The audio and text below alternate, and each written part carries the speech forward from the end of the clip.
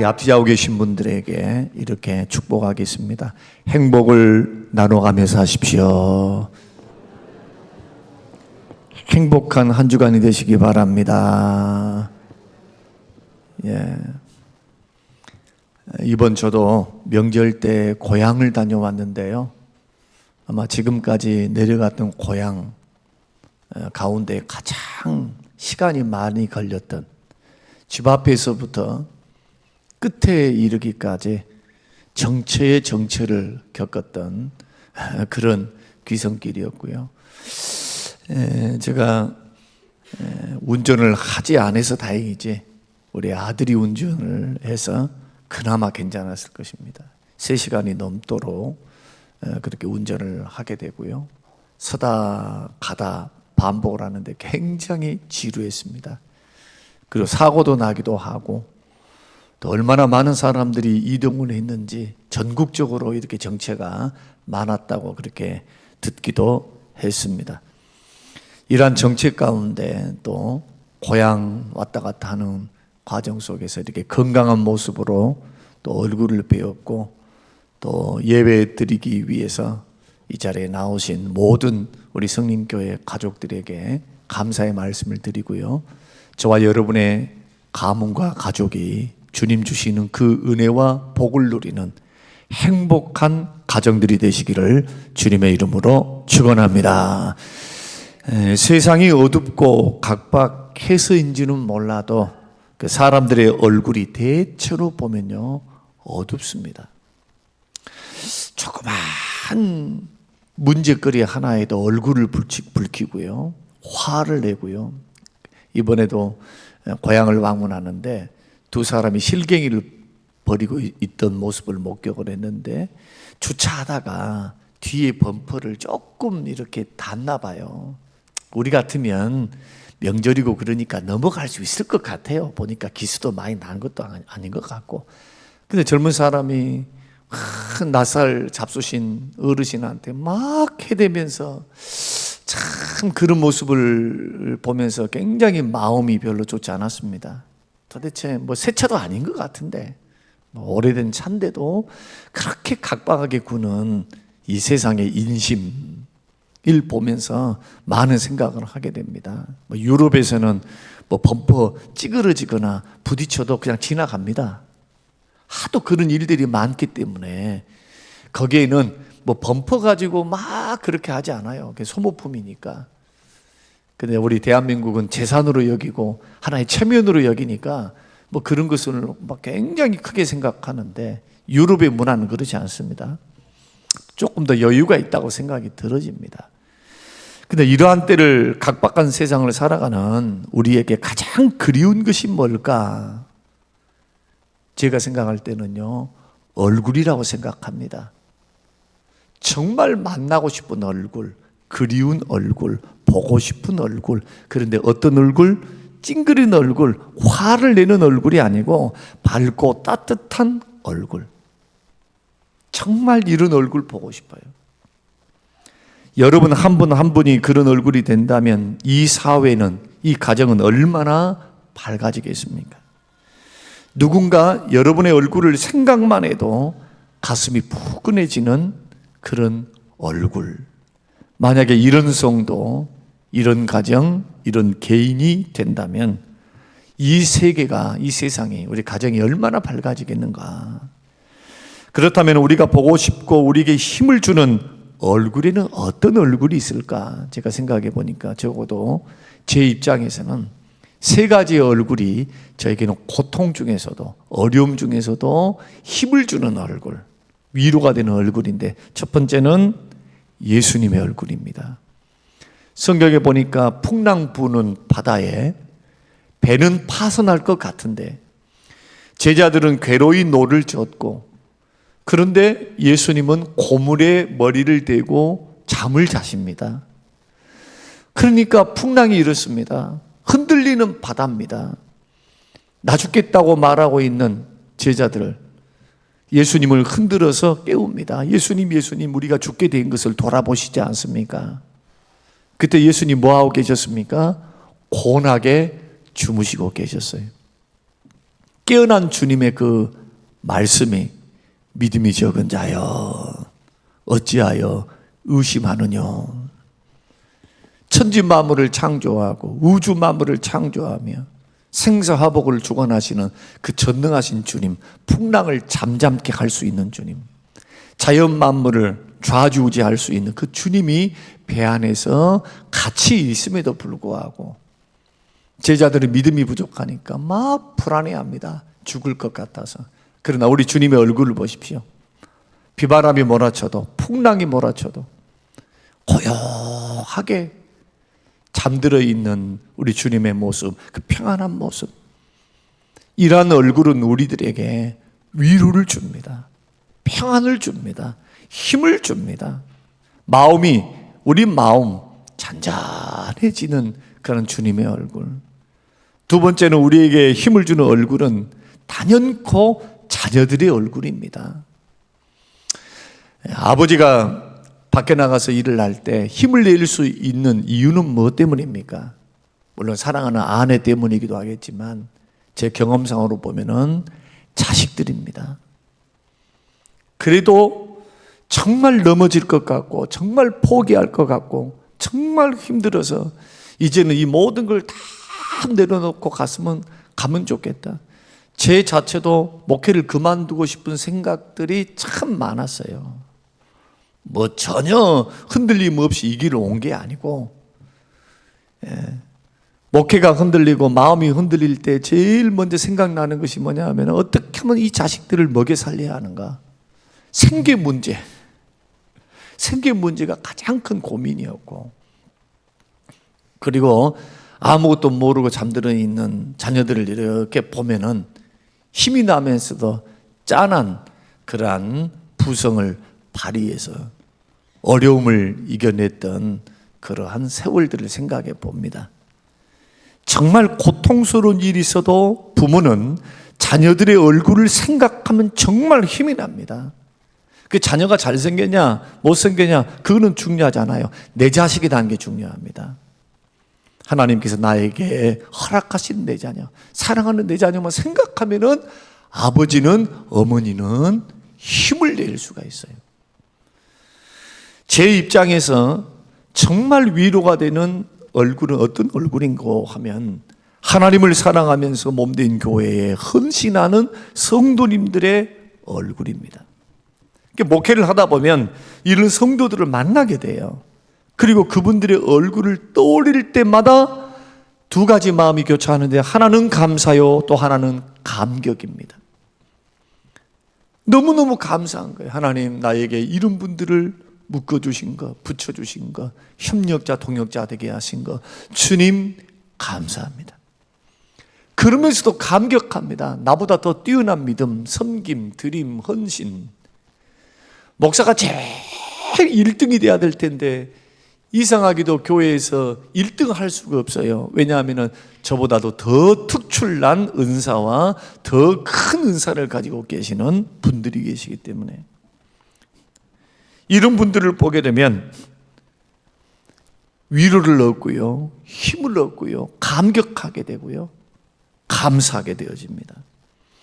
어떤 아이가 태어나면서 난치병에 걸려 7년 동안 고생만 하다가 죽은 불행한 아이가 있었습니다. 장례식 날에 어떤 사람이 그 아이를 생각하면서 안타까워서 옆 사람에게 말했습니다. 안타깝습니다.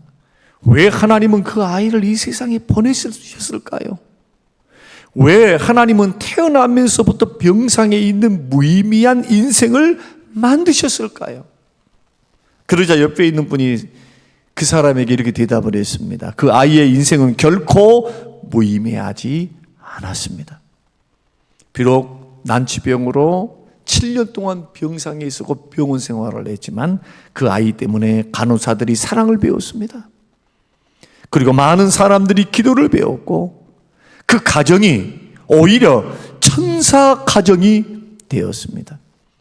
그것만으로도 이 아이는 이 세상에 존재했어야 할 충분한 이유가 있었습니다. 그렇게 말을 했다고 합니다. 그렇습니다. 누군가를 사랑하고 누군가로부터 사랑을 받을 때 삶의 변화가 일어납니다. 진정한 행복을 느낍니다. 삶의 의욕이 일어납니다. 여러분이 잘 아시는, 저번에도 몇 번 제가 예화를 들었던 세계적인 작가 해밍웨이라고 하는 위대한 작가에 대해서 제가 설명을 한번 드린 적이 있습니다. 저는 그의 책과 그의 책을 바탕으로 했던 노인과 바다, 그 영화를 잊어버릴 수가 없어요. 젊었을 때, 어렸을 때 봤던, 또 읽었던 그 책에서 느껴지는 그 고독함, 그 인생이라고 하는 것, 고군분투하며 밤새도록 사흘 밤낮을 그 물고기, 큰 물고기를 잡기 위해서 애를 쓰는데 풍랑을 만나게 됩니다. 잠을 못 잡니다. 물고기를 잡기 위해서 최선을 다합니다. 그러나 돌아올 때는 상어떼를 만나서 결국 항구에 도착했을 때는 뼈밖에 남지 않은 허무한 인생을 그렸던 이런 해밍웨이의 그러한 작품, 그 작품 닮았어요. 그 인생이. 4번 결혼했습니다. 심한 우울증을 앓았습니다. 61세에는 결국 자살했습니다. 권총으로 자기 머리를 쏴서 인생을 하직했던 그런 불행한 사람. 그러나 세계적인 작가였고 그는 성공을 했으며 돈이 많았습니다. 그가 마지막 일기장에 이렇게 쓰고 죽었는데, 나는 필라멘트가 끊긴 텅 빈 전구처럼 공허하다. 필라멘트가 끊어지면은 어둠을 밝힐 수가 없죠. 빛을 낼 수가 없어요. 그만큼 필라멘트가 끊겨진 전구와 같아. 아무런 소용이 없고 아무런 사용할 만한 가치가 없는 나다. 자기를 철저히 비하시키고 있는 그의 모습을 보게 됩니다. 근데 저는 제안을 하나 할 수가 있을 줄로 압니다. 만약에 그가 섬기는 사람이었다면, 헌신하는 사람이었다면, 사랑을 나누는 사람이었다면 어떻게 되었을까? 자기보다 더 못한 사람, 자기보다 더 약한 사람, 자기보다 더 못 가진 사람들에게 사랑을 베풀고 사랑을 나누고 자기 인생, 작품 활동을 통해서, 물질을 통해서 그런 인생을 살았다면 어떻게 되었을까? 조심스럽게 그의 인생을 한번 생각해 봅니다. 오늘 본문에서는 광야 40년의 세월이 지난 후에 모세가 죽기 전에 이스라엘 백성들에게 한 유언 기도의 마지막 부분에 해당합니다. 그 유언 기도의 마지막 부분에서 모세가 이렇게 말합니다. 이스라엘이여, 너는 행복자로다. 여러분 생각해 보십시오. 광야 40년 동안 그 동네에 갇혀서 살았는데, 광야만 40년 동안 뺑뺑거리면서 살았는데 뭐가 그 행복한 사람일까요? 도대체 무슨 조건이 있었길래 모세는 행복의 조건을 찾아서 정말 너희들은 행복한 자들이었다라고 고백을 했을까요? 거기에 술집이 있었을까요? 거기에 피자집이 있었을까요? 광야에 더 많은 휘황찬란한 문화가 있었을까요? 천막치고 살았습니다. 만나와 메추라기 주시는 거 먹고 살았습니다. 그 40년 동안 문화생활이란 것이 없어요. 우리가 생각해 본 척박한 환경 속에서 정말 생존을 위해서 사는 그 사람들임에도 불구하고 모세의 판단은 뭐냐? 너희들만큼 행복한 민족은 없다라고 선포하고 있는 것입니다. 그런데 그 이유가 뭡니까? 29절 말씀입니다. 자, 29절 다시 한번 우리 같이 한번 띄워주세요. 읽겠습니다. 자, 시작. 이스라엘이여, 너는 행복한 사람이로다.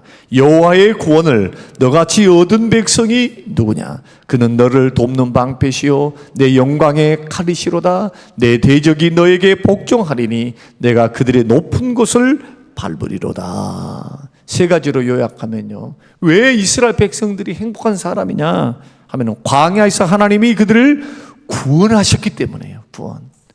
이집트에서부터 구원하사 광야에서 비록 살고 있지만은 죄에서 자유하고 노예 생활에서 해방시켜 주시는 놀라운 은혜를 누리는 사람, 자유민으로 사는 겁니다. 아침부터 저녁까지 노예살이 하는 것이 아니라 자유롭게 사는 거예요. 천막치고 살아도. 살진 고기, 부추, 마늘, 양파, 정력제 먹지 않아도 자유민으로 사는 거예요. 자유민으로. 내가 하고 싶으면 하고 하기 싫으면 하기 안 하고. 그런 노예살인 어떻습니까? 하기 싫어도 해야 돼요. 남에 의해서 반드시 살아야 돼요. 근데 하나님이 자유를 주셨고 구원을 주셨습니다. 얼마나 행복한 사람이냐는 거예요. 두 번째로는 이스라엘을 돕는 방패가 되신다. 하나님이 도우신다. 아말렉으로부터 도우셨고, 추위로부터 불기둥으로 도우셨고, 그리고 구름기둥으로 하나님께 더위로부터 막으셨고, 만나와 메추라기를 주셨고, 생존할 수 있도록, 살 수 있도록, 가나안 땅으로 갈 수 있도록 하나님이 그 은혜를 베풀어 주셨으니 얼마나 행복한 사람이냐는 거예요. 누구의 그늘 안에? 하나님의 그늘, 하나님의 은혜의 손길 안에서 너희들은 기적을 보고 살았다. 이런 민족이 있는가? 이런 민족이 있는가? 너희들이 유일하다는 거예요. 너희들이. 그러니 행복한 사람이다. 세 번째는 하나님께서 영광의 칼이 되셔서 대적을 이기게 하셨다. 이 세 가지를 한마디로 말씀드리면 너희들은 하나님의 사랑받는 백성이기 때문에 행복하다는 거예요. 하나님이 우리를 사랑하시기 때문에 구원도 하시고, 하나님께 우리를 사랑하시기 때문에 돕습니다. 때를 따라 돕는 은혜를 베푸셔서 이기고 승리의 길, 합력하여 선의 길로 하나님이 인도하신다. 우리를 도전해 오는 마귀로부터, 환경으로부터, 가난으로부터, 질병으로부터 하나님 어떻게 하십니까? 대적들을 이기게 하십니다. 가난도 이기게 하시고 질병도 이기게 하시고, 그 길을 여시는 그 하나님이 우리를 사랑하시기 때문에 너희들은 행복한 자다. 비록 지금은 광야에 하나님이 주신 만나와 메추라기를 먹고 너희들이 가는 바운더리, 너희들이 갈 수 있는 곳이 한정이 되어 있어서 광야길을 걷고 있지만, 그러나 행복의 출발이요, 이것은 행복의 시작이고 이것은 행복의 절정은 아직도 남아있다. 가나안 땅의 축복, 하나님이 약속하신 대로 반드시 이루어 주시리라. 뭘 보면 알 수 있습니까? 이집트에서 끄집어낸 것 보면 알 수 있어요. 광야의 척박한 환경 속에서 도와주시는 것을 보면 알 수 있는 거예요. 그래서 미래에 축복을 주실 것을 앞당겨 보니까 너희들은 행복한 사람이 맞다는 겁니다. 사랑하는 성도 여러분, 여러분들은 이런 행복한 사람들 맞습니까? 이런 행복한 사람이라고 하는 자각이 있습니까? 아니면 아직도 하나님이 주신 그 은혜를 은혜로 여기지 못하고 내 욕심껏 채워지지 않고 내 욕심껏 만져지지 않고 내 욕심껏 이루어지지 아니었기 때문에 나는 루저야, 나는 실패한 인생이야, 나는 불행해, 나는 살 수 없어, 오만 가지 부정적인 생각이 사로잡혀 있는 사람들은 아닙니까? 그렇다면 여러분들은 주위 사람들에게 밝음과 기쁨과 행복을 줄 수가 없어요. 아니, 나도 코가 석자나 빠져서 내 마음에 여유가 없는 사람이 어떻게 주변 사람에게 기쁨을 주고 어떻게 얼굴이 밝을 수 있겠습니까? 그래서 이런 환경을 차치해 놓고라도 내가 나 자신을, 내가 예수 믿는 우리 자신들을 우리가 바라보는 시각이 잘못되어지면 벌써 그 얼굴에서부터, 그 가정에서부터 어둠의 그림자가 펼쳐지기 시작하는 겁니다. 마찬가지로 오늘날 예수 믿는 우리 믿음의 사람들도 행복한 사람인데 적어도 세 가지 때문에 행복합니다. 첫째는 이미 구원받고 영생 얻었습니다. 예수 그리스도를 믿음으로 우리는 천국과 영생을 보장받았습니다.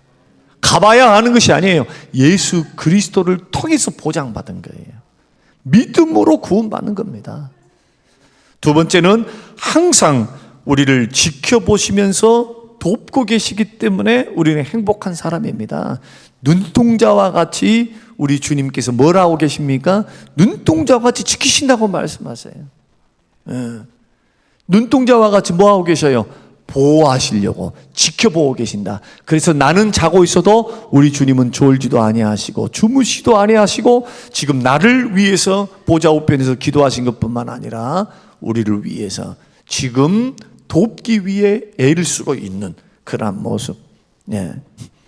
이러한 모습을 바라보면서 우리는 하나님 앞에 행복한 사람에 대한 분명한 기준을 우리는 갖게 될 줄로 믿습니다. 세 번째는 결국 승리의 삶을 누가 살게 해주시냐? 하나님이 살게 해주십니다. 합력하여 선을 이루세요.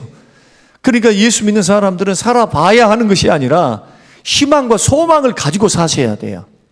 아, 이렇게 살다 보면 좋은 일이 일어나겠지, 좋은 일들이 있겠지, 막연하게 걸어가는 것은 결코 바람직하지 못합니다.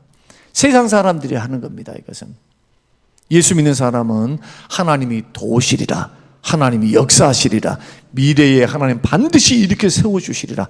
왜냐하면 하나님의 약속이기 때문에 이 약속을 믿고 끝까지 걸어가야 돼요. 그래야 노년에 당장은 아니다 할지라도 노년이 평안해요. 여러분, 어제도 저희 어머니랑 같이 식사를 하면서 이야기를 나누었는데, 젊었을 땐 좀 고생하고 좀 그래도 괜찮아요. 그러나 노년 때 다 사람마다 차이가 있고 수준이 있겠지만, 노년 때 고통을 받고 노년에 어려움을 당하면 그것만큼 힘든 게 없습니다. 대한민국 OECD 국가에서 지금도 자살률이 1위입니다. 자살률이 1위인데 자살률 가운데 독보적으로 1위인 세대가 있습니다. 그 세대가 바로 노인 세대입니다. 아무리 산발물 시대다 할지라도 이 대한민국의 이 복지는 유럽을 따라갈 수가 없어요. 그러니까 어른들이 돈 없고 건강 없고 이러다 보니까 외롭고 그 재혼도 안 돼요. 이제는 돈 없으면 재혼도 안 해. 외국 같은 경우는 이것저것 쳐다보지도 않고 둘이 눈 맞으면 그냥 삽디다, 그냥 나이가 들어도. 그러나 한국은 초고속 사회, 초고령 사회인데 아직 문화가 거기를 따라가지는 못해요. 정신 수준이 아직까지 문화도 거기에 따라가지 못합니다. 그러니까 다 아직도 물량주의예요. 황금 만능주의, 돈 우선주의. 대한민국은 그리 돼 있어요. 지금 외국에서 바라보는 대한민국은 굉장히 빠르고 부강하고 성장한 것 같은데 문화적으로 보면 허점이 너무 많아. 그러니까 각박해. 사는 게 너무 각박해. 그리고 삶이 단조로워요. 개성이라고 하는 게 좀 이렇게도 가난하게 살 수도 있는 것이고, 없이 사는 미니멀한 삶을 살 수도 있을 터인데, 오로지 큰 거 그거 아니면은 실패했다고 생각하는 그러한 어리석음 속에 살고 있는, 아직도 물질에 붙잡혀 있는 그러한 나라가 대한민국이다. 그래서 어르신들이 자살을 많이 선택합니다. 그러나 예수 믿는 믿음의 사람들은 하나님이 끝까지 책임지시고 도우실 줄로 믿고 여러분 행복한 인생을 살아가시기를 주의 이름으로 축원합니다. 세 번째는 결국 승리하는 삶을 살게 해주시기 때문에 우리 모두는 행복한 사람입니다. 여러분, 합력하여 선을 이루실 하나님을 믿으시기를 주의 이름으로 축원합니다. 예. 그러면 자, 이렇게 행복한 삶을 살아가는 우리들이 어떻게 하면 이런 행복을 이웃에게 나눠줄 수 있을까? 저는 세 가지로 간략하게 말씀드리는데, 첫 번째는 구원을 주시는 예수님을 만나게 해주셔야 합니다. 여러분, 예수 그리스도가 아니면 구원이 없습니다. 영생이 없습니다. 마태복음 16장 26절, 사람이 만일 온 천하를 얻고도 제 목숨을 잃으면 무엇이 유익하리요? 사람이 무엇을 주고 제 목숨과 바꾸겠는가? 부귀 영화를 다 얻었다 할지라도 제 목숨을 잃으면 무슨 소용이 있느냐? 그 말씀입니다. 그래서 반드시 예수 그리스도를 증거해야 돼요. 예수님 믿게 해야 돼요. 그러나 우리의 힘으로 안 된다 할지라도 기도하면서 증거하시기를 바랍니다. 예수님을 전해야 합니다. 예수님을 듣든지 아니 듣든지 거기에 마음을 쏟아야 돼요. 참 행복은 예수님 안에 있습니다. 영생과 구원과 참된 복도 예수 그리스도를 믿을 때 얻게 되는 영생입니다. 죽고 난 후에 후회해봤자 아무런 소용이 없어요. 죽으면 끝이요. 두 번 기회가 없어요. 두 번 기회가. 이것이 영혼 구원에 대한 절박성입니다. 죽은 후에 기회 있나요? 기회 없어요. 그렇기 이것 때문에 살아생전 전도하는 겁니다. 무조건히 전도하셔야 돼요. 이게 첫 번째고, 두 번째는 무엇보다도 진실하고 겸손한 삶이 중요합니다. 베드로전서 5장 5절과 6절 같이 읽겠습니다.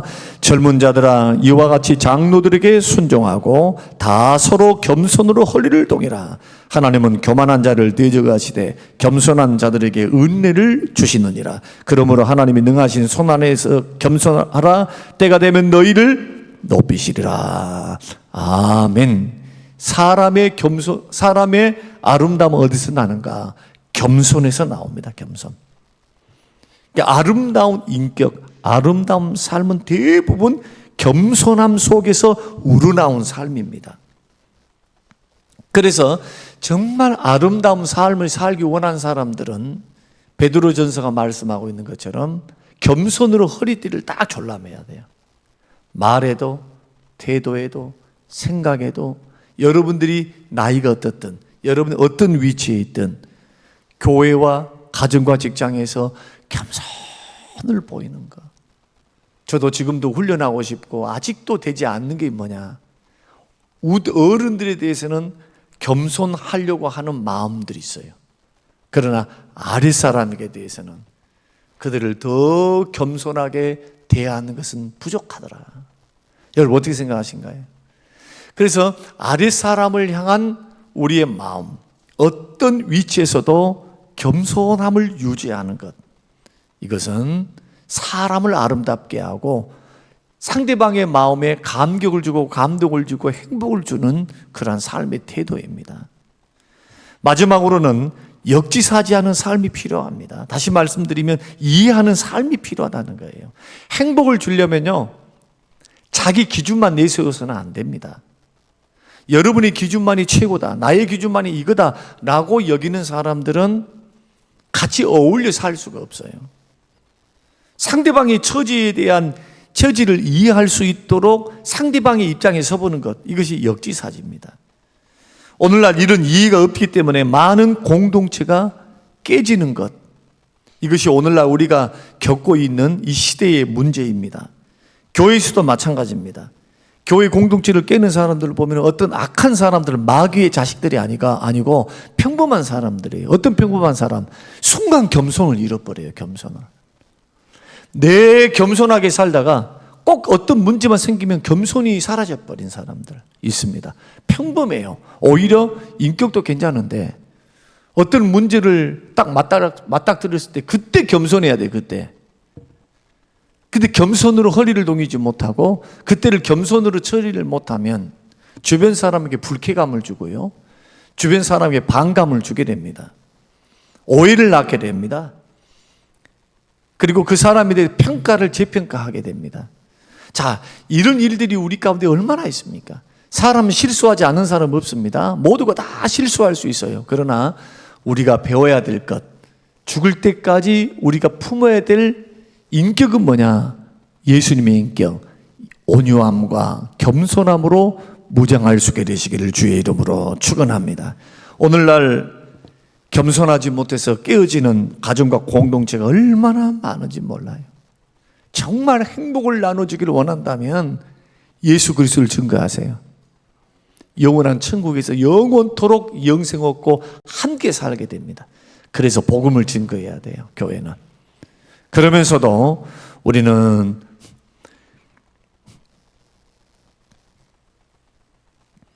진실하고 겸손한 삶이 필요하다. 겸손해야 합니다. 겸손해야 돼요. 그리고 마지막은 역지사지하는 게 필요하다. 이해하는 삶이 필요하다는 겁니다.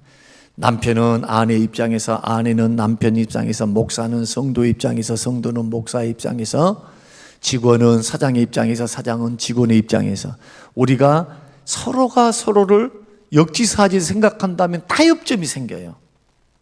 오로지 직원은 직원 생각만 하고, 사장은 사장 생각만 하고, 성도는 성도들 생각하고, 목사는 목사만 생각해요. 그러면 싸움만 나겠죠. 거기에는 화합이 이룰 수 없어요. 행복을 줄 수가 없습니다.